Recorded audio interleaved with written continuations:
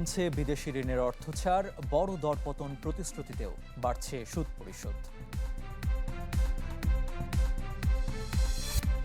কাজে আসছে না চীনে শুল্কমুক্ত সুবিধা, রপ্তানির আয় বাড়াতে বিকল্প খুঁজছে সরকার।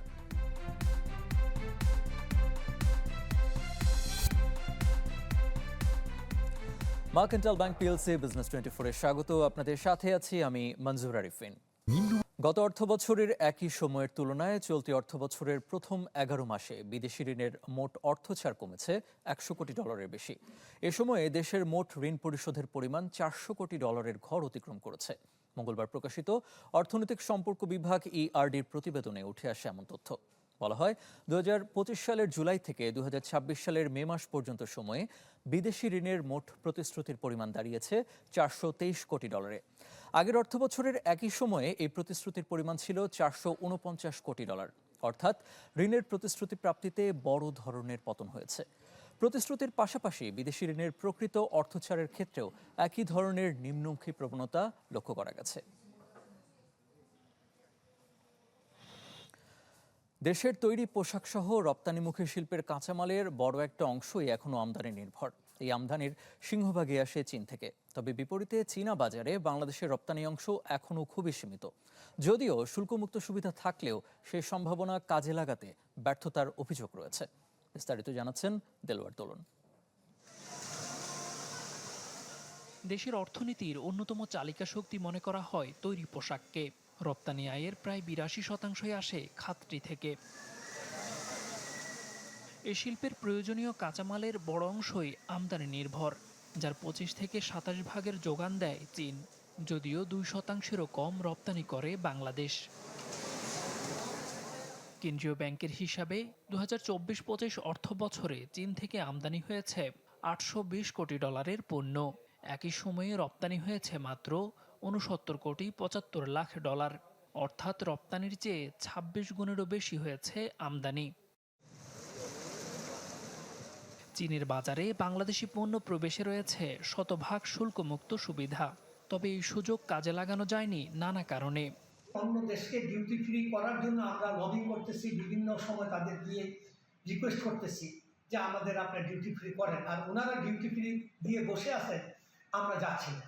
এই চীন দেশে একটা বিরাট বড় একটা মার্কেট আছে এবং আমাদের এখান থেকে আমাদের বাংলাদেশি পণ্য যেহেতু আমাদেরকে তারা ডিউটি ফ্রি দিয়েছে, এই পণ্যগুলো নিয়ে আমাদের ঝাঁপায় পড়া উচিত ছিল। চলতি অর্থ বছর দেশটিতে $74 কোটি 25 লাখ পণ্য রপ্তানি করেছে বাংলাদেশ, যা মোট রপ্তানি আয়ের মাত্র 1.70%। এই পরিমাণ অবশ্য গেল অর্থ বছরের চেয়ে প্রায় 16% বেশি। 6 মাস ওখানে এই পণ্যগুলো প্রদর্শন করে ওদের থেকে মতামত নিয়ে সেইভাবে আমাদের আগে যেতে হবে এবং আমি আশা করি আগামী 3 বছরে মিনিমাম আমরা $3 থেকে $4 বিলিয়ন পণ্য আমরা চীনের বাজারে যেতে পারবো। চীনের রপ্তানি পণ্যের মধ্যে অন্যতম পাট ও পাটজাত পণ্য, পোশাক, হোম টেক্সটাইল, চামড়া ও জুতা। আর বাংলাদেশ আমদানি করে শিল্পের কাঁচামাল, সুতা, ফ্যাব্রিক্স, যন্ত্রপাতি, স্টিল ও রাসায়নিক পণ্য। দেলোয়ার দোলন, চ্যানেল 24, ঢাকা। প্রধানমন্ত্রী তারেক রহমানের সফরে সৌর বিদ্যুৎ নিয়ে চীনের সাথে বড় চুক্তি হতে যাচ্ছে বলে জানিয়েছেন জাতীয় সংসদের চিফ হুইপ নুরুল ইসলাম। বলেন, নবায়নযোগ্য জ্বালানি খাতকে শক্তিশালী করতে সব ধরনের পদক্ষেপ নেবে সরকার। রাজধানীর এক হোটেলে বেসরকারি গবেষণা প্রতিষ্ঠান সিপিডির অনুষ্ঠানে কথা বলেন তিনি। জীবাশ্ম জ্বালানির উপর নির্ভরতা কমিয়ে সাশ্রয়ী মূল্যে বিদ্যুৎ সরবরাহের লক্ষ্যে এবারের বাজেটে সৌর বিদ্যুৎ খাতে নানা সুবিধার প্রস্তাব দেওয়া হয়েছে। বিদ্যুৎ উৎপাদনে প্রাতিষ্ঠানিক পর্যায়ে উপকরণ আমদানিতে প্রত্যাহার করা হয়েছে আমদানি ও সম্পূরক শুল্ক এবং আগাম কর। তবে বসতবাড়ি কিংবা ব্যবসায়ী প্রতিষ্ঠানের উপকরণ আমদানিতে উচ্চ শুল্কের পরিবর্তন হয়নি। রাজধানীর এক হোটেলে আয়োজিত সেমিনারে বেসরকারি গবেষণা প্রতিষ্ঠান সিপিডি জানায়, উৎপাদিত মোট বিদ্যুতের 55%ই ব্যয় হয় বাসাবাড়িতে। সৌর বিদ্যুতের মাধ্যমে এই চাহিদার উল্লেখযোগ্য অংশ মেটানো সম্ভব। তবে এর জন্য সোলার প্যানেল উপকরণ আমদানিতে কমাতে হবে শুল্ক হার। পরামর্শ দেওয়া হয় মাত্র কয়েক বছরে সৌর বিদ্যুতে অভাবনীয় সাফল্য অর্জনকারী দেশ পাকিস্তানের নীতি গ্রহণের।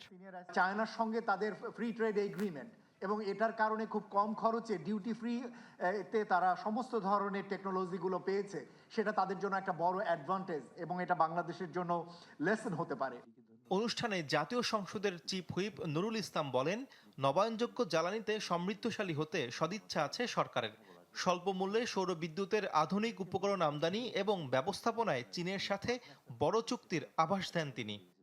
গভর্নমেন্টের সকল সদিচ্ছা আছে, কোনো এই সেক্টরটা যদি এগিয়ে আসে, এবং গভর্নমেন্ট এখন বর্তমানে আমাদের প্রধানমন্ত্রী বর্তমানে চায়না আছেন, এবং আপনারা দেখবেন এখনও ডিসিশন হয় নাই, আপনারা দেখবেন বড় চুক্তি হবে আমাদের এই সোলার ব্যাপারটা নিয়ে ইনশাআল্লাহ।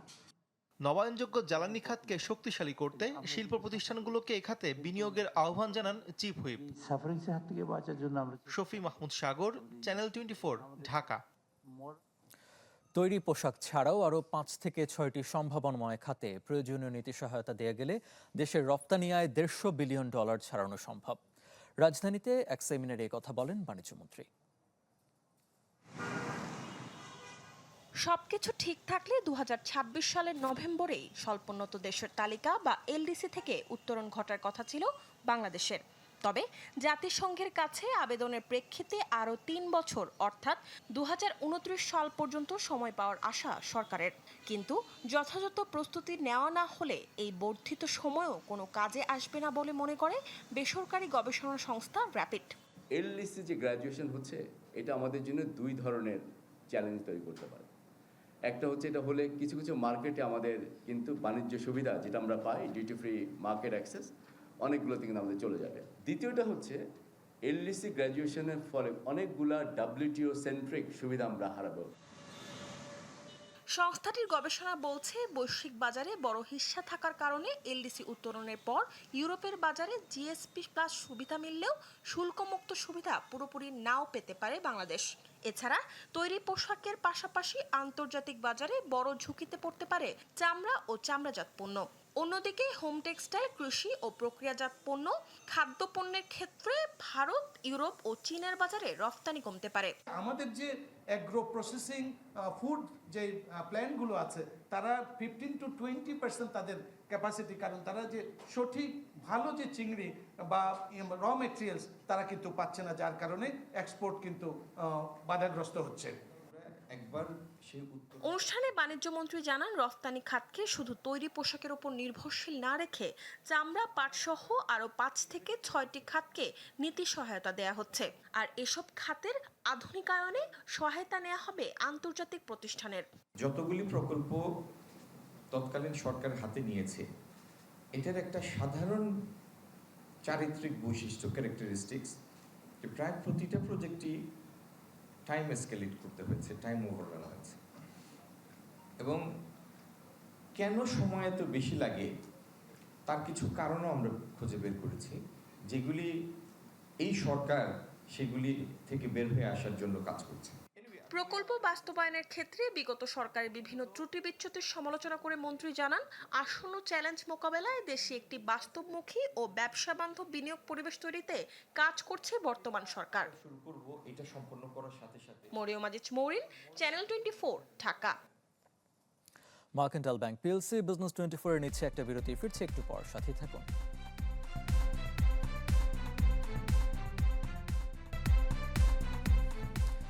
দেখছেন মার্কেন্টাইল ব্যাংক পিএলসি বিজনেস 24।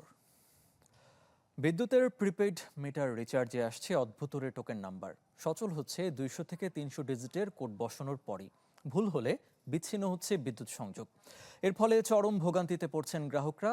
সংশ্লিষ্টদের কাছেও নেই এর কোনো সমাধান। রাজধানীর রাজারবাগ এলাকার লন্ড্রি দোকানদার ফজলুর রহমান জুন মাসের বিদ্যুৎ বিল রিচার্জ নিয়ে পড়েন বিড়ম্বনায়। বাসা এবং দোকানে প্রিপেড মিটার রিচার্জ করতে গিয়ে পেয়েছেন 220 ডিজিটের টোকেন নাম্বার। দীর্ঘক্ষণ কয়েকবারের চেষ্টায় অবশেষে সফল হলেন। এই নাম্বারগুলো রিসার্চ করতে আমাদের অনেক কষ্ট হয়, প্লাস যদি একটা ভুল হয়ে যায় তো রিপ্লাই আবার প্রথম থেকে করা লাগে। ভোগান্তির এমন চিত্র আরও অনেকের ক্ষেত্রেই। অন্যান্য মাসে প্রিপেড মিটারের গ্রাহকরা 20 ডিজিটের টোকেন নাম্বার পেলেও এই মাসে পাচ্ছেন 200 থেকে 300 ডিজিটের বিপুল সংখ্যক নাম্বার। বয়স্ক এবং অনভিজ্ঞদের ভোগান্তি আরও বেশি। 2015 সালে বিদ্যুতের এই প্রিপেইড মিটারের ব্যবস্থা করে সরকার। উদ্দেশ্য ছিল দীর্ঘ লাইনে দাঁড়িয়ে বিল দেয়া থেকে গ্রাহকদের স্বস্তি দেয়া। তবে বাস্তবতা বলছে বিগত 11 বছরে এমন নানান বিড়ম্বনায় ভোগান্তির শিকার হচ্ছেন গ্রাহকরা। বারবার ভুল করায় অনেকের মিটার লক হয়ে বিচ্ছিন্ন হচ্ছে বিদ্যুৎ সংযোগ। সারা দেশে 55 লাখ প্রিপেইড মিটার ব্যবহারকারী পড়েছেন এমন সংকটে। একাধিকবার চেষ্টা করতে হয়, একাধিকবার চেষ্টা করে অনেক সময় এত নাম্বার একসাথে ভুল হয়ে যায়। 220 নম্বর দেওয়াতে ভুল হওয়াতে আমার 6 ঘন্টা থেকে 8 ঘন্টা বিদ্যুৎ নাই। আমরা এমন একটা ভোগান্তিতে আছি, আসলে এখন টাকা ভরতে আমরা ভয় পাচ্ছি। বিদ্যুৎ উন্নয়ন বোর্ডের তথ্য বলছে সাম্প্রতিক মূল্যহার পরিবর্তনের কারণে তৈরি হয়েছে এমন পরিস্থিতি, যা স্বাভাবিক হবে পরবর্তী মাস থেকেই, যেখানে চেয়ারম্যান দায় চাপান প্রযুক্তিগত সীমাবদ্ধতার উপর। বাংলাদেশে যেগুলো যারা মোটামুটি মার্কেটিং করে এই হচ্ছে যে প্রিপেইড মিটার, এদেরকে নিয়ে বসছিলাম যে কোনো সফটওয়্যারের ডেভেলপমেন্টের মাধ্যমে এটা করা সম্ভব কিনা। তো এটা এখন পর্যন্ত তারা এটা করতে পারে নাই। নতুন করে আর প্রিপেইড মিটার সংযোগ দেওয়া হচ্ছে না, তবে ভবিষ্যতে বিদ্যুতের মূল্যহার পরিবর্তিত হলে আবারও এমন সংকট তৈরি হতে পারে বলে শঙ্কা বিদ্যুৎ উন্নয়ন বোর্ড চেয়ারম্যানের। যতক্ষণ পর্যন্ত আমরা ট্যারিফের কোনো পরিবর্তন না আসে ততক্ষণ পর্যন্ত এটা হবে না। শফি মাহমুদ সাগর, চ্যানেল 24, ঢাকা।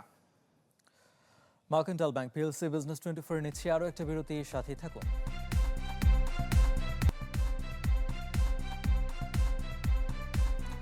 আবারও স্বাগত মার্কেন্টাইল ব্যাংক পিএলসি বিজনেস 24-এ।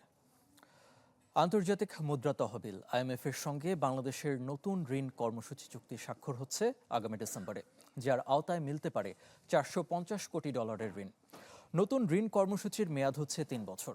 সংস্থার একটি প্রতিনিধি দল আগামী 12 থেকে 17 জুলাই ঢাকা সফর করবে। সফরকালে তারা সরকারের সংস্কার এজেন্ডা, নীতিগত অগ্রাধিকার এবং সামষ্টিক অর্থনৈতিক পরিস্থিতি নিয়ে আলোচনা করবেন। নতুন ঋণের লক্ষ্য বৈদেশিক ঋণের চাপ মোকাবেলা এবং বাজেট বাস্তবায়নে গতি আনা। অর্থ মন্ত্রণালয়ের কর্মকর্তারা জানান, 2022 সালে সেই সময়ের আওয়ামী লীগ সরকারের সময়ে শুরু হওয়া IMF এর ঋণ কর্মসূচি থেকে সরে আসার সিদ্ধান্ত নিয়েছে বর্তমান সরকার। দেশের সরকার পরিবর্তন হলেও বাজেট প্রণয়নে নীতি নির্ধারকদের মানসিকতা একই রয়ে গেছে, একথা বলেছেন অর্থনীতিবিদ এবং গণতান্ত্রিক অধিকার কমিটির সদস্য অধ্যাপক আনু মোহাম্মদ। রাজধানীর ইকোনমিক রিপোর্টার্স ফোরাম মিলনায়তনে অনুষ্ঠিত সেমিনারে বক্তব্য রাখেন তিনি। বলেন, এই বাজেটে জনস্বার্থ উপেক্ষিত। এখন এই বৈষম্য বিরুদ্ধে রাজধানীর পল্টনে ইকোনমিক রিপোর্টার্স ফোরাম মিলনায়তনে গণতান্ত্রিক অধিকার কমিটির বাজেট পর্যালোচনা সভা। এতে আলোচক, অর্থনীতিবিদ, শিক্ষক, গবেষক সহ অন্যরা। সূচক যেটা হচ্ছে, বক্তারা প্রস্তাবিত বাজেটের সমালোচনা করে বলেন, এর ফলে মূল্যস্ফীতি ঘটতে পারে, যা মধ্যবিত্ত মানুষের উপর চাপ তৈরি করবে। আমলা নির্ভর বাজেটকে গণতান্ত্রিক, মানবিক, অন্তর্ভুক্তিমূলক বলার সুযোগ নেই। অধ্যাপক আনু মোহাম্মদ বলেন, বিগত সরকারগুলোর মতো বিএনপি সরকারেরও রাজনৈতিক ও অর্থনৈতিক দর্শন উন্নয়ন দর্শন। সরকার বদলালেও নীতি নির্ধারক পরিবর্তন হয়নি।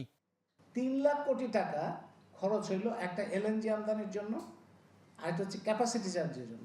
ওই সময়ে বাপেক্স এবং আমাদের জাতীয় প্রতিষ্ঠানের সক্ষমতা বাড়ানোর জন্য খরচ হলো 8,000 টাকা। কারণ 8,000 কোটি টাকা।